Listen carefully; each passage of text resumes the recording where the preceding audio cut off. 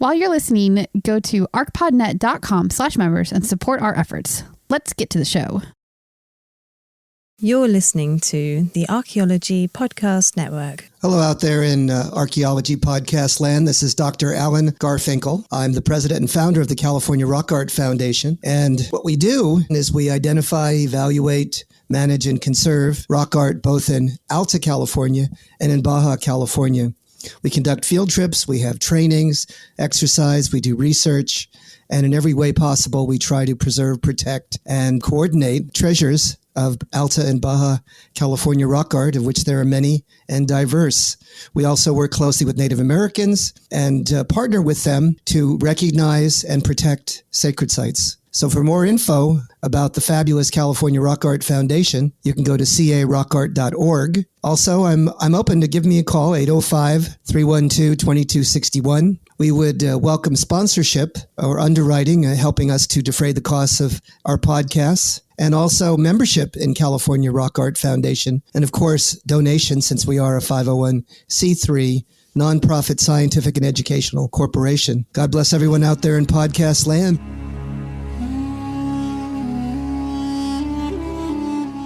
You're listening to the Rock Art Podcast. Join us every week for fascinating tales of rock art, adventure, and archaeology. Find our contact info in the show notes and send us your suggestions.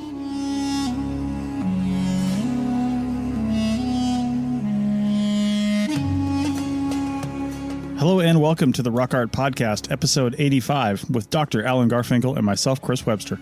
Today I talked to Alan about an upcoming publication that will be published by the California Rock Art Foundation regarding the pointed petroglyphs of the Coso Range.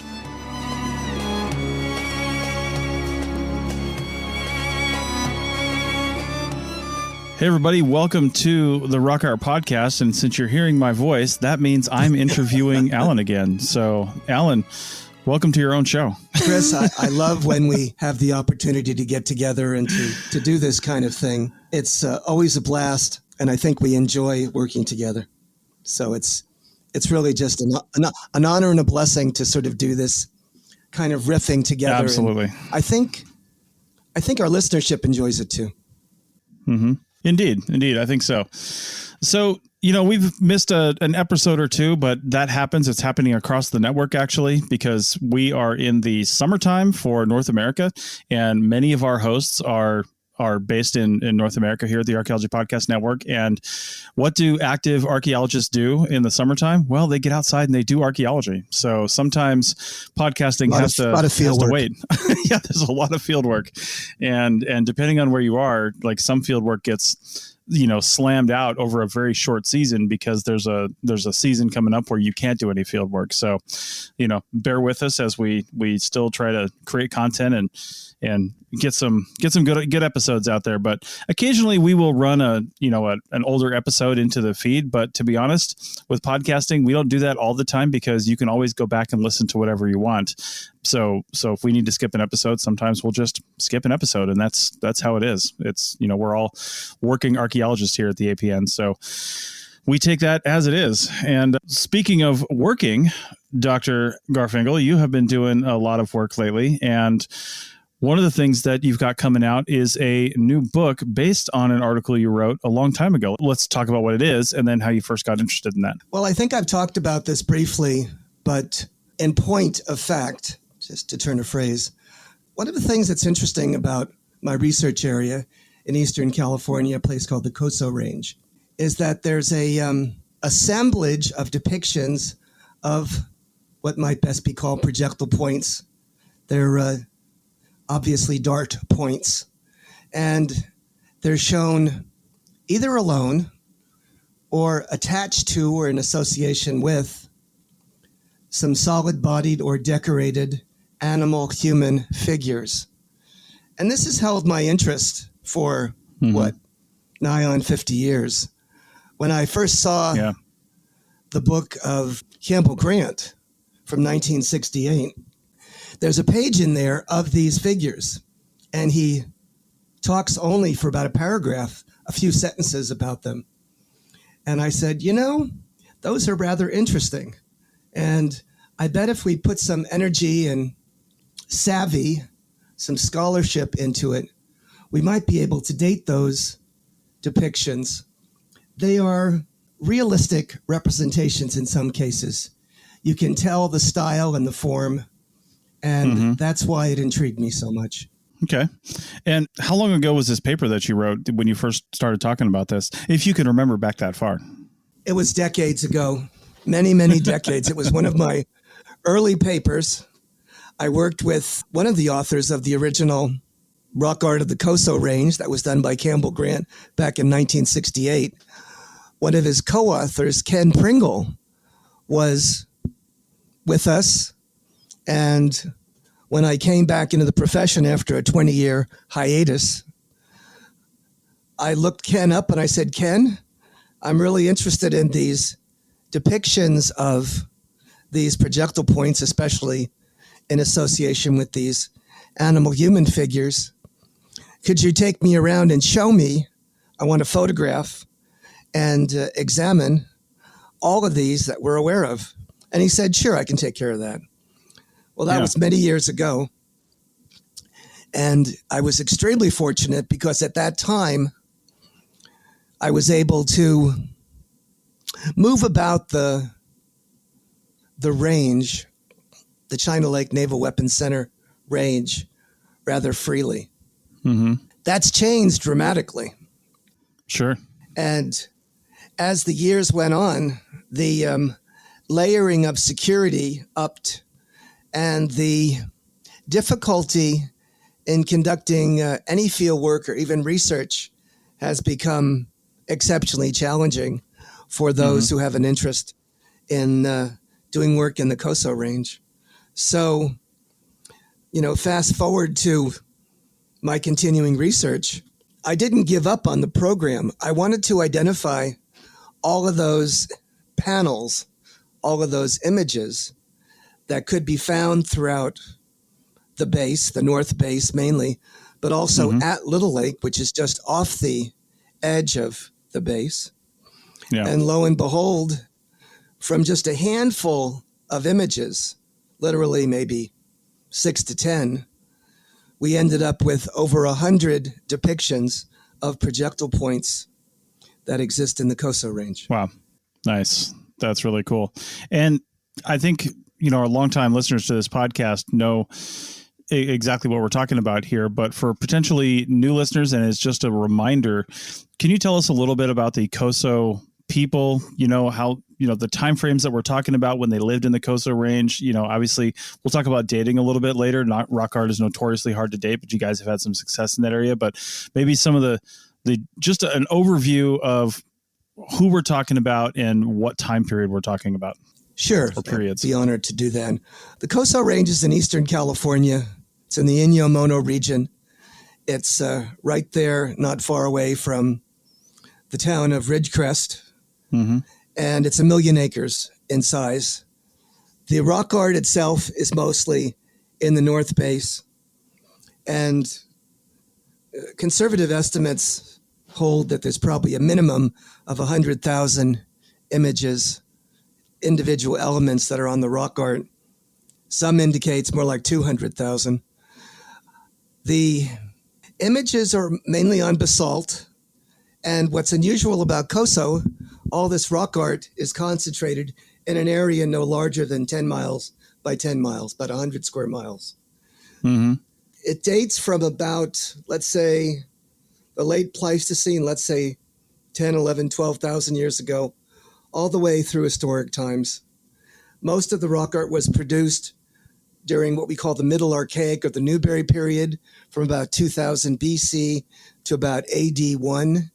And it appears that the rock art peaked in production during a period that was in the Newberry and then went through a massive decline to about, let's say, AD 1000, where some of us believe that the area was abandoned. Now, why was it abandoned? A lot of different reasons, perhaps, but there seems to be a sea change or a series of coincidences that may have all interacted together. It appears some people believe that the Coso people actually hunted out or diminished the bighorn sheep to such a great extent that they were no longer candidates for hunting. Also, that time was the introduction of the bow and arrow. And the bow and arrow changed the economics of using volcanic glass. Now, in the Cosos, it has some of the largest expressions of volcanic glass anywhere in California. So we have a obsidian exchange system that exported that volcanic glass, that obsidian, from the desert, the Western Mojave Desert, all the way to the Channel Islands. And we found bits of Coso glass out in the Channel Islands 10,000 years ago or even earlier. Wow. That's really cool. There's a lot more to say, but that's some of the sound bites. Yeah, no, absolutely. I'm just wondering too, you mentioned the area where the Coso rock art is that we're focusing on for this podcast and quite a few others actually, because there's so much to talk about. The area is relatively small in context of the Eastern Mojave, right?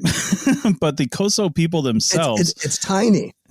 Yeah, it's tiny, right? Right. But the Coso people themselves, did they range all over the place, or did they tend to stay in this area that actually provided them with a lot of resources? Well, believe it or not, the Coso Range itself is rather resource deficient. There ain't much to eat there. It's not much water there. Mm-hmm. And the only thing they had that was perhaps a significant resource was the volcanic glass. If there is a signature or ethnic identification to the Coso people based on their rock art, they were a fairly insular group. As Julian Stewart said in the introduction or preface to the Coso Range volume back in 1968, it was kind of an island of rock art. It just sort of expresses itself there. What's unusual about Coso rock art is it depicts bighorn sheep predominantly, but also it's very naturalistic or representational. I would say over half of the images, you can tell what they are. You can sort of deconstruct and say, well, there's a person and there's a person chasing a sheep, or they have a spear in their hand or a bow and arrow. Here's some quail, here's some dogs, et cetera, et cetera. Mm-hmm. All right. Well, I think we're going to take that opportunity to take a short break, and then we'll come back on the other side and get a little more into this book that we mentioned at the beginning of the segment. So let's do that and talk about that book on the other side of the break. Keep this conversation going by joining our members-only Slack team. There's always vibrant conversations going on over there between members and hosts about the topics we're podcasting about and more. Also get access to our back catalog of bonus material and ad-free shows. You get all this for $7.99 a month or less than $80 US per year if you get the annual subscription. Support archaeological education and outreach by supporting the APN. Go to archpodnet.com/members for details. That's archpodnet.com/members.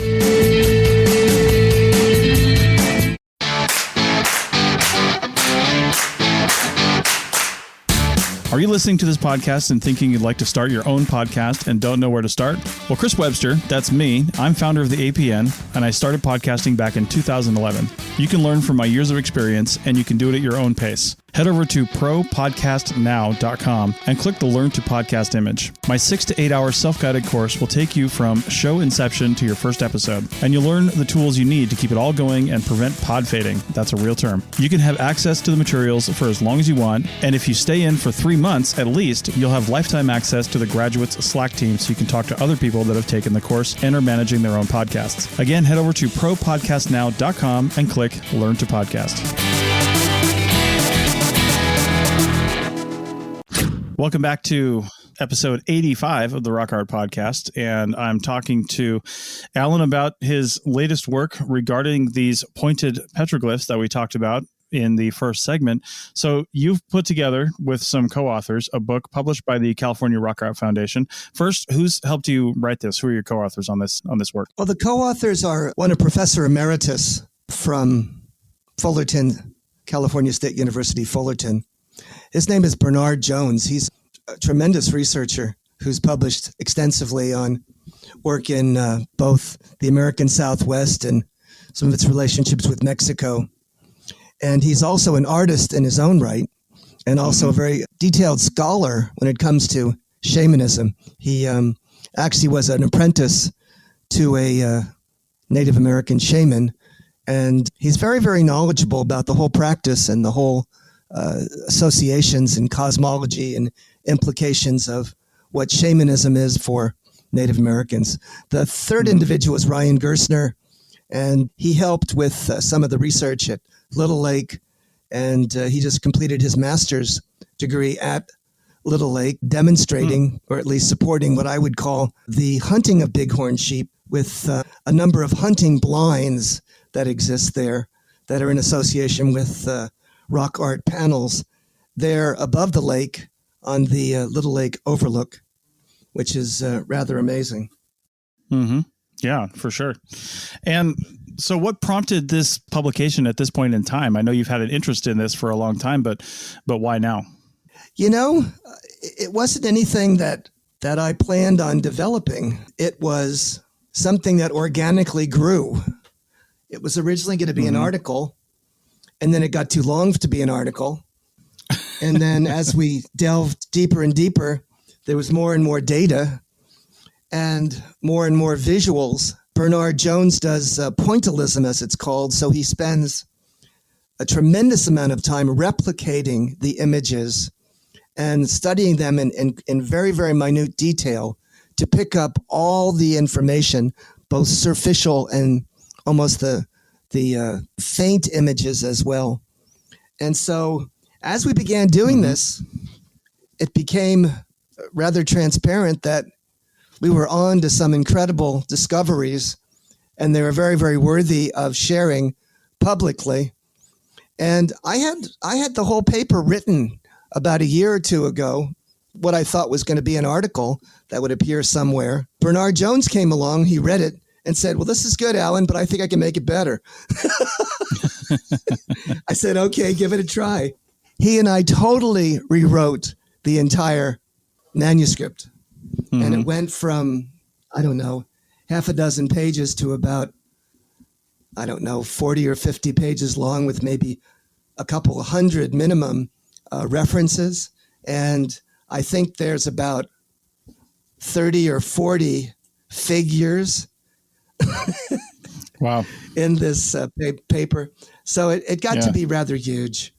Yeah, and very complex. Yeah. But it was an opportunity for us to sort of riff, as I say, on imagery, animal, human imagery, some of the anthropomorphic imagery as well, and to examine kind of what the Coso people may have been thinking about and delving into, and what their religious precepts may have been involved with. How's that?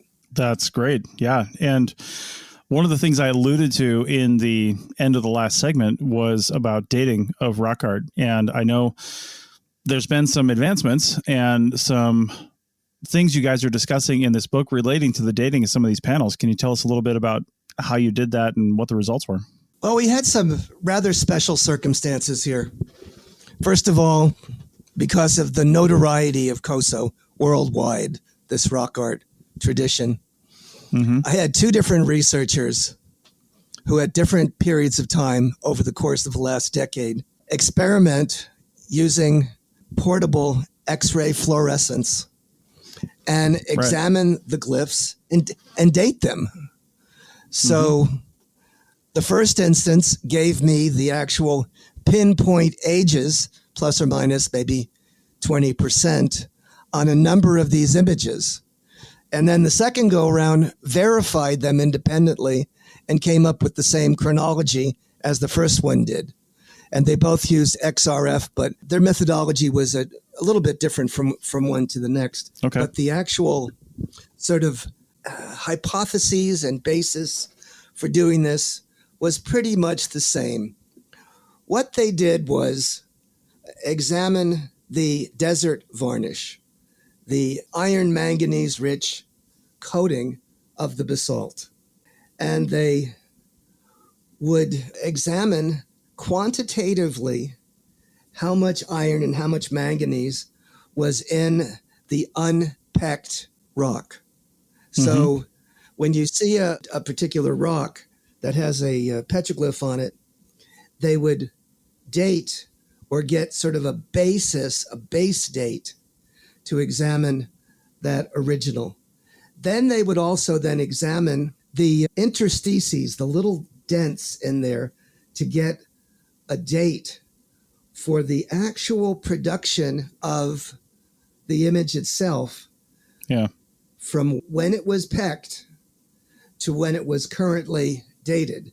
So they would look at what's the quantity of manganese and the other trace elements in the actual image itself.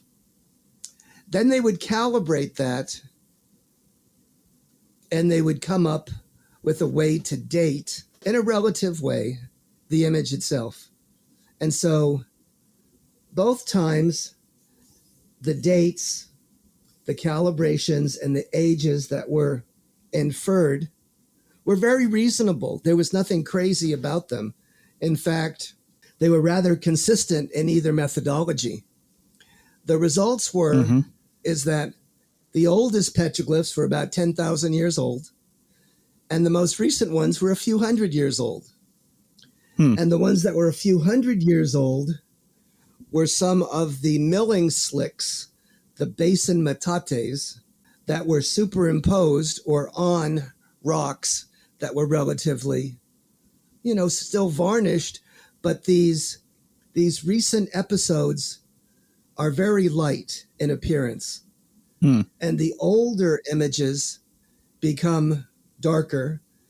And until when you find those that you can't even really see, unless you have glancing light or a better eye to catch the differences in the dimensions, those are the oldest images that date between 6, 7, 8, up until 10,000 years ago.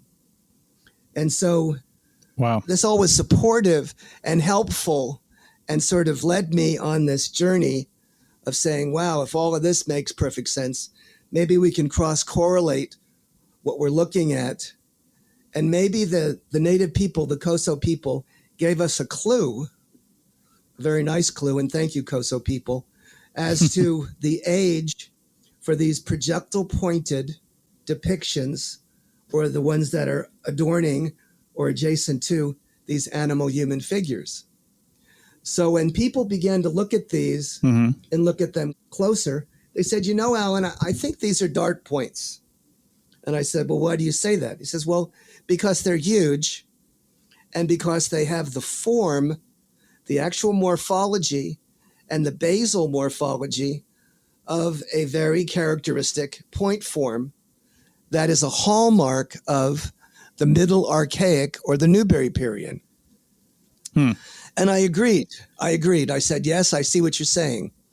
So then we use a technique that David Hurst Thomas pioneered, where you can examine the base levels of projectile points and identify metrically what their morphology is. In other words, you can measure the angles of the base, and if it's corner notched, there'd be a distal shoulder angle and a proximal shoulder angle, and you can see what the notch opening index is, and that is a way to differentiate different styles of points.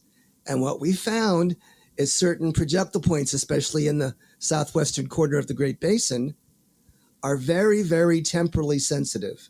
They have only a certain amount of time that they were popular.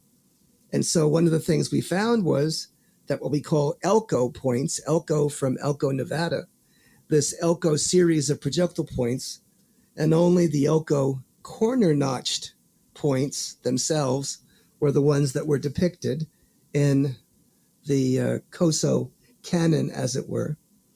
They only go between 2000 BC and about AD 1. There is another style of point called a Humboldt or a Humboldt basal notched, and that's depicted much less frequently, but it overlaps with and is synchronous at the same time as the Elkos, and those date between 500 BC and about AD 800. So both of those points are depicted in these pictures, and those are the only style points that we see depicted and represented in the Cosos. And when those were dated using the X-ray fluorescence method, they came out to be, on average, there was 3 of the different panels dated, 2,800, 2,700, and 2,600 years ago. And that's, right there in the association in the right period of time of when these Elko points have been archaeologically identified, dated, Right. and also dated through radiocarbon methods. Okay. Yeah, that's really cool, because when you were telling that, I was actually thinking to myself, well, is it a possibility that later people sort of revered the ancestors or the creators of these, I guess, more rare, because they're in a tight time frame, projectile points, and therefore depicted those on the rocks, and the time frame of construction of the rock art and the actual use of the points would have been out of sync with each other because of that reverence. But it's awesome in archaeology when you can come up with 2 dating methods that agree with each other, because that is like, yes, that is where it really hits, and you can't deny that, right? You might be like, well, I'm not so sure about this one, and I'm not so sure about this one, but they both come up with the same answer. That brings both of them into more clarity. Exactly. And what's even more interesting is this sort of development and usefulness of examining these projectile points led me to a better understanding of the entire rock art chronology for Coso. And so I was able to sort of examine the superimposition, their associations, the style, and use all of those various data sets to at least posit a working chronology for the entire Coso expression. Right. Awesome. All right. Well, with that, let's take our final break and come back and talk about a little case study and some more stuff about the book on the other side. Back in a minute. What do you use for appointment and task scheduling? I used to constantly move things around in my calendar that were just tasks I needed to do in favor of meetings. Now I let an intelligent AI do that with Motion. In Motion, all I have to do is create tasks with a soft or hard deadline, state how long I think it will take, and whether it can be broken up, and Motion does the rest. It puts the task where it's a best fit for me getting it done by the deadline. The scheduler then puts appointments with people wherever they schedule and moves the tasks around them. Support the APN with a little kickback if you sign up, and try Motion for free at www.archpodnet.com/motion. That's archpodnet.com/motion.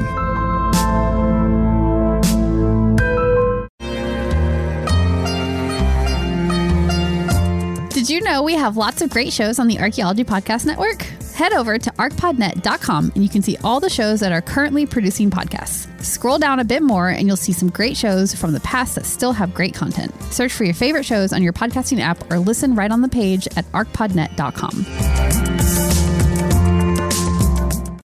Welcome back to the Rock Art Podcast, episode 85. And we're talking to Alan about his book, Revisiting the Pointed Petroglyphs of the Coso Range. And Alan, right at the end of the last segment, we were talking about this nice synchronicity, so to speak, of dates from dating the imagery itself by what was depicted, and then also correlating that with the timeframes that we know from other methods of the projectile points that were imaged. So looking at rock art, of course, is technically archaeology. Studying rock art is archaeology, but a lot of people think of archaeology as excavation and, other methods like that. Can you tell us how this research and these conclusions have kind of brought all this together? Yeah, thank you so much. It's something I want to mention. Sometimes rock art is sort of the ugly stepchild of archaeology. People say, it's only rock art, and so they say, right. It's a great data set, but since you can't date it, and since anybody's interpretation is a possibility, you can say whatever you want. Well, I don't believe that's true. I try to examine rock art through the lens of archaeology, but also through anthropology, through comparative religion, through cognitive neuroscience, and using every possible avenue I can to elicit evidence and inference and reconstructions and better understandings of what we're looking at. And it turns out that this particular subject was one that kept on giving, as it said. It wouldn't go away. So the editor of the California Rock Art Foundation monograph series is William Hyder. He's a relatively well-known and prestigious rock art scholar, and his specialty is the Chumash and Chumash rock art, the stuff on the coast and pictographs especially. But he read the monograph, read the draft, and said, this is a fantastic thing you've written, but I have some questions for you. I said, could you answer these questions and maybe integrate this information with archaeology, dirt archaeology? And I said, well, what do you mean, Bill? He says, well, show me some examples of how this rock art might further inform or independently cross-correlate and amplify and help understand the archaeological record of Eastern California. And I said, that's quite a tall order, but I think I can address that. Well, so the first thing that I wanted to tell you was a funny incident. I went to the Society for California Archaeology meeting several years ago. And what happened was a professor, Dr. Robert Yohe, who taught at Cal State University, Bakersfield, and he sat me down and he said, well, look at this picture here. And I go, well, that's rather remarkable. What is it? He says, well, that's a rock plinth. It's a what looks like to be almost like a rock shrine. And we found the cranial remains of a bighorn sheep sitting on top of it. I go, what? He says, yeah, it was at Rose Spring on the edge of the Coso Range. And at the bottom of it was a fire that was placed there with all kinds of boulders. And to add insult to injury, I found an offering of a Humboldt basal notch biface at the base of it. I go, give me a break. Is that really true? He goes, yes. I says, well, that's something we have to, publish and talk about. So we did. We had an article in the Journal of California Archaeology about it. But thinking about this more specifically, this is a perfect example of the ceremonial context and the religious metaphor as part of the archaeological record. Here's a bighorn shrine that dates to precisely this Newberry period. It has an example of one of the two types of projectile points that are depicted on the Coso rock art. It's also on the edge of the Cosos, and it has two radiocarbon dates, one at the top and one at the bottom, and they date to about 1,400 years ago or so, about the very beginning of the Haywe and at the very end of the Newberry period. And that's rather amazing. So there's that one for you. Yeah. Well, if you like that one, I've got some better ones for you. Let's do it. It turns out that when I was writing my PhD dissertation, one of the things I wanted to do was elaborate or enumerate what was going on of religious importance in the Eastern California. And what I learned was by, researching and reading many articles and many regional syntheses that in Eastern California, only during the Newberry and the related early Haywe period were there burials, actual human burials, that had grave goods, that actually were postured in a way that had artifacts independent of the actual burials and that accompanied the human remains. And I said, well, that was rather interesting. So what I did was list them. Well, what I found was the human interments in the Coso Range ranged from about, what would you call it? Let's say 500 BC in the middle of the Haywe period to about, let's say, AD 500. And what did we find there? Well, in those about, let's say about a dozen burials where we have good data,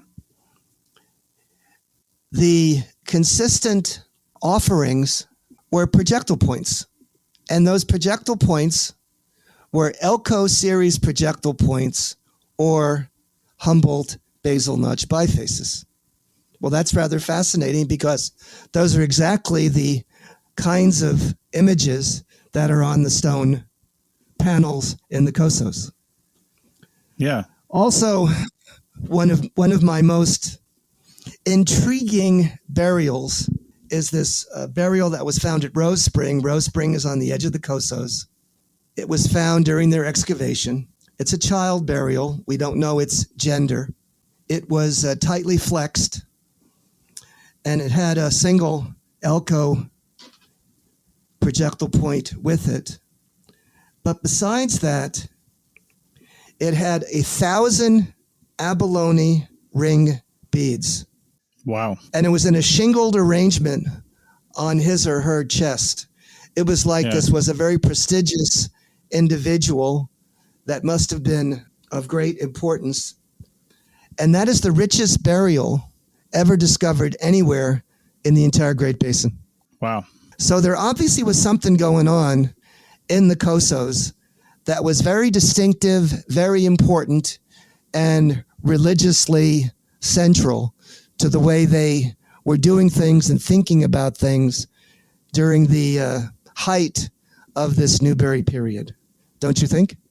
Yeah, and that's really interesting too, because I mean, we see things like projectile points and tools of somebody's trade, so to speak, in like grave goods and things like that around the world, right? We see, people who are into weaving and creating, having, spindle whorls and stuff like that in their grave goods. But when it comes down to offerings and depictions in rock art and those sort of activities, it is really interesting to me to see something that archaeologists define as a tool, and a tool is automatically pulled down a few notches as like just a thing that you do other work with. But these were clearly given ritual and spiritual significance by these people in certain circumstances. And it's just really interesting to see that depicted in these different ways. It's really interesting because we almost never look at them that way. Just me as somebody who's a boots on the ground archaeologist, you stop and you pick down. I don't know how many Humboldts and how many Elkos I've seen just like sitting on the ground in northern Nevada, right? They're literally everywhere. Yeah. And it's just they're everywhere. Yeah. And it's just like, you never really think about them in that sort of context. I'm always thinking, okay, so where is the hunting blind? Where is the, what were they doing with this? But you're not thinking about it in that way, Exactly.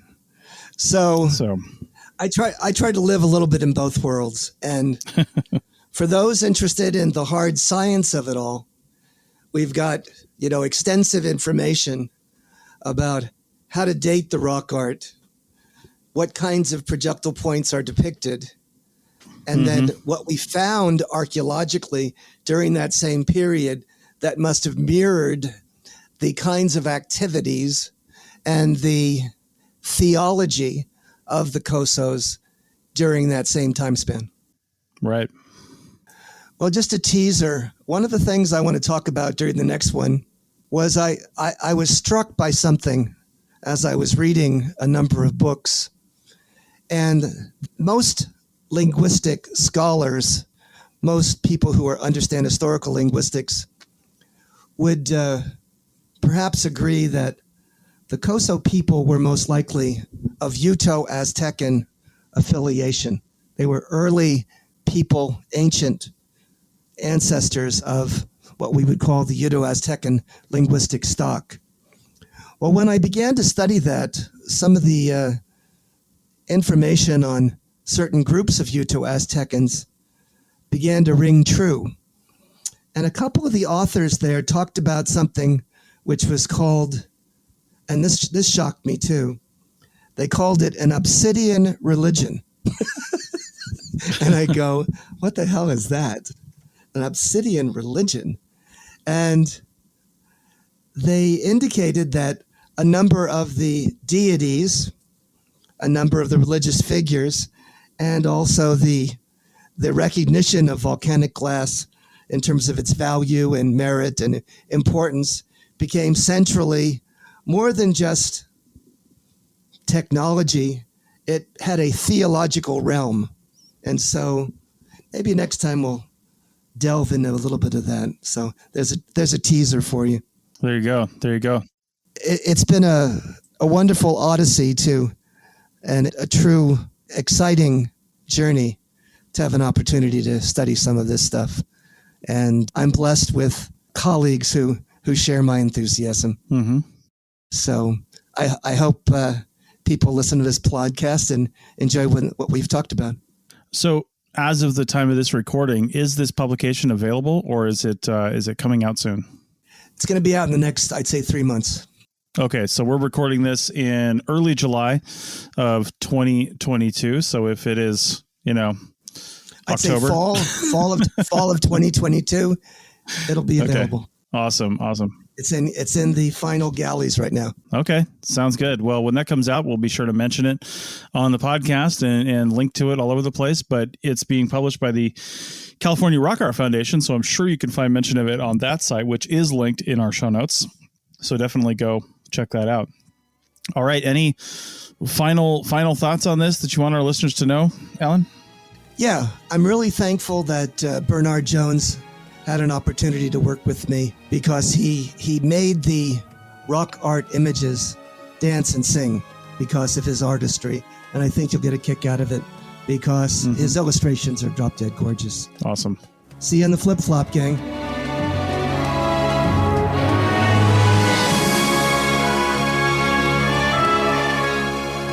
Thanks for listening to the Rock Art Podcast with Dr. Alan Garfinkel and Chris Webster. Find show notes and contact information at www.archpodnet.com/rockart. Thanks for listening, and thanks for sharing this podcast with your family and friends.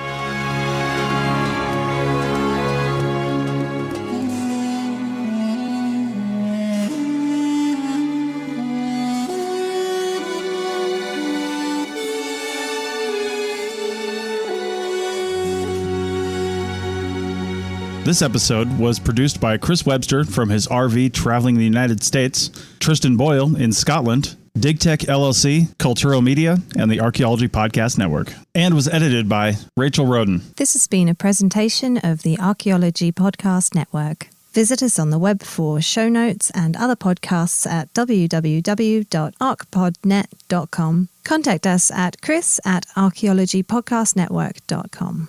This is Chris Webster, founder of the APN and one of the chief editors. Thanks for listening all the way to the end. If you want to keep the conversation going and support us along the way, go to archpodnet.com/members. That's archpodnet.com/members. And thanks for listening.